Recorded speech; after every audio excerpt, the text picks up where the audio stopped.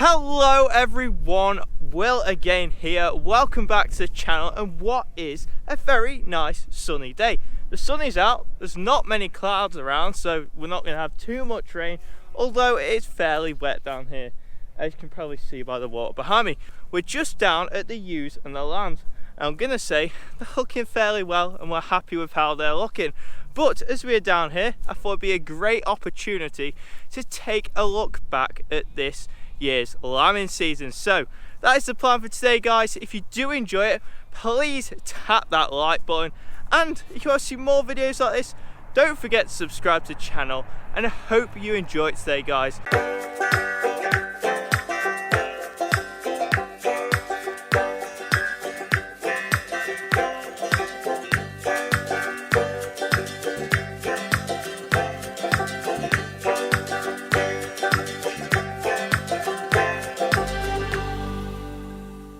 Well guys, this year in the lambing shed there has been plenty of drama, there's been plenty of highs. Please be alive.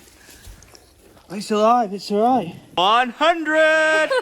And there has indeed been a few lows too. All the lambs got out. Water coming through the roof. Well, you don't win them all, guys. Unfortunately, that took us forever to get out. As you can see down here, we've got a huge dead tuck plant, including Josie chewing my hat up, which wasn't ideal. But what we're going to do is take a look back to where it all started, which was a cracking set of twins a few days before when we were actually meant to start lambing. The first shooter lamb has just given birth.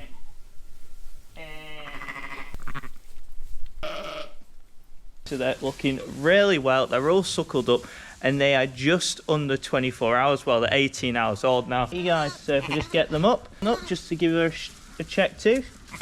There you go, Lammy. So, can you see how they just have that little bit of a stretch? Well, what a cracking set of twins we did start off with. And I was going to coincidentally walk past them in the field, but when you got 120 ewes and lambs, alright Jeremy, how are you? I'm guessing you all remember Jeremy, that's the one that we adopted onto one. No, it wasn't. It was the one where the mum had a little less milk. But back to those twins. They were a cracking set of twins and I can't find them, so we'll carry on from there. If we remember after that, we had a quiet couple of days, but I hadn't set the mothering up pens up yet. So as I was disorganised, and that was a mad rush to try and get them all put up in time.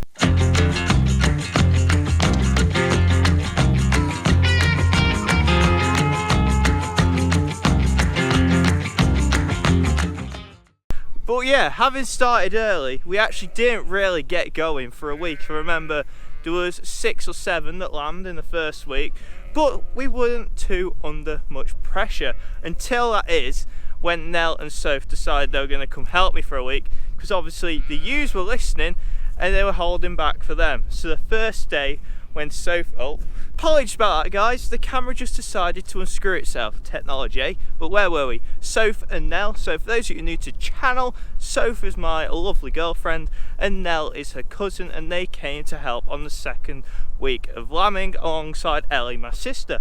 So that first day that they came and helped, it was absolutely hectic. I think about 30 ewes lambs, so it was planned out fairly well. And Nell actually got to lamb her first ewe. So this is the first lamb that Nell will ever lamb. Try and get one of the legs in between each finger. That's it. Now you can pop that lamb round to the front so she can lick it. That's it. Well done. That's it. Take it round. Like you swing that lamb round. They're not yours, buddy. Oh man, that week was absolutely mad. Literally, pretty much everything lambed in that week. And I had some sleepless nights. I'm sure Nell and Ellie and Soph also had a very, very good sleep after it finished. But what we're going to do now, guys, is have a look at the highlights just from that week. It could be quite nice to see how the team worked when we're all together for the busiest part of lambing. We have, guys, this is Soph, my girlfriend, and Nell, her cousin. You've got a big lamb in a small space, lady. Oh, is that not ready? Oh. Good girl. Good girl. But down here we now have 3 ewes, 7 lambs. I think stomach tubing just to make sure they've got a nice full stomach of milk. So if you can see his lips, it's actually as though he's suckling because you can feel it going into his stomach.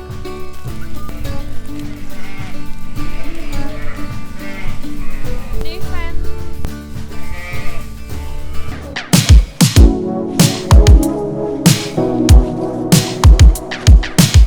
Well, there's some rare outfits going on today, isn't there? So, in her juices. So it's a lovely bit of cleanliness in. Just bath it like you would your newborn baby. You can see here, the ewe has taken to the lamb that isn't hers, so we basically tricked her into having a lamb. That's it. That's it. Happy to open. Just trying to roll the eyelids out. And they seem to be staying. Hi guys, so Will's left us, so we thought we'd pick up the camera and tell you what we've been doing. So down here we just had these triplets. So I think she pushed out the last one completely on her own, but Nell and Ellie had to help her with the second.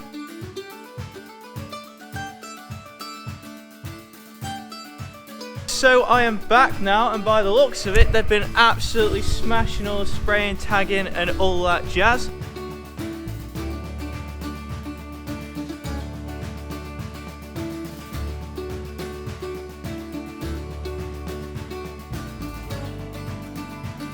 All the mothering pens have been filled. That's it guys, and I will see you tomorrow bright and early. Cheers again, bye! Oh, it's a bit heavy. Gonna be mastitis. This shoe has an absolute huge bag if you look down there, but I think over the last day it's got infected. She's not gonna like this. It has to go inside like that, then you push down inside there, going for it. Nell's rescuing all of them from underneath the rack so they don't get squished. We're going for it. Thankfully the rack isn't too far from the door because someone fought it out before the lambs were in it. Step one, this lamb has just been popped out. She's, oh he, I can't remember, he can go back there.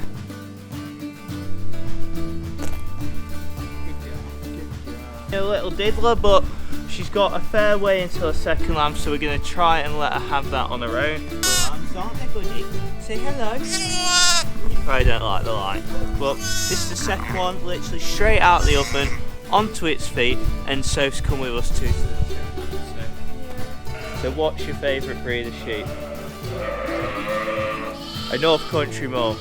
Well, we won't say any more about that, will we? I've treated us some Red Bulls just to keep it going. So it's been a sad day today guys because Nella's actually gone, has it? So she's been such good help, and unfortunately because of the bad weather tomorrow she's gone a day early, which is fair enough. Hey up 224, how are you? So for those of you who don't know, pretty much all you probably do know, 224, or on the side 49 is the friendliest ewe in the flock. She's just always ready for a scratch, aren't you mate? Yeah, she has no boundaries. But our lambs looking well, aren't they? You two are some belters. Look at the back ends on them, nice things. But where were we? Yes, I finished the mad week off with a quite cool day when we had a catch up with the puppies. So absolutely well needed at this point. I'd had a week flat out and I just had a couple of hours off. We went to check up on the puppies. So those who don't know, Soph's mum's lab, Daisy, had a litter of puppies, so that is where we headed, and that is where we're going to go now guys. Just over here guys, we're going to have a little look at them. Look how big they are. Hello guys.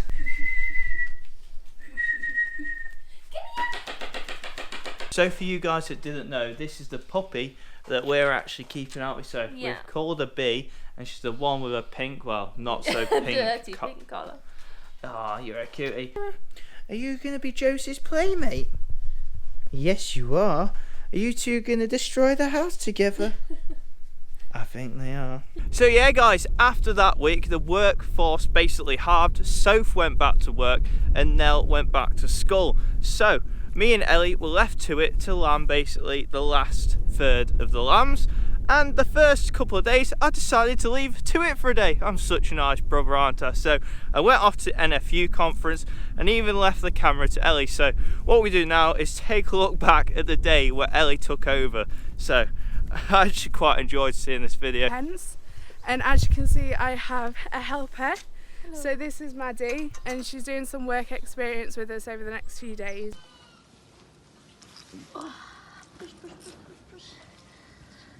Oh, there you go. Yeah. Thank you all for watching. Apologies, it's probably shorter than what Will normally does. It's been a bit of a quiet day. We've only had one lamb in the day. But before I knew it, guys, we were basically getting towards the end of lambing. So if I remember, even Deborah came and gave me a hand. So that is Soph's mum. She had to come and hold a ewe for me because literally everyone was at work or school.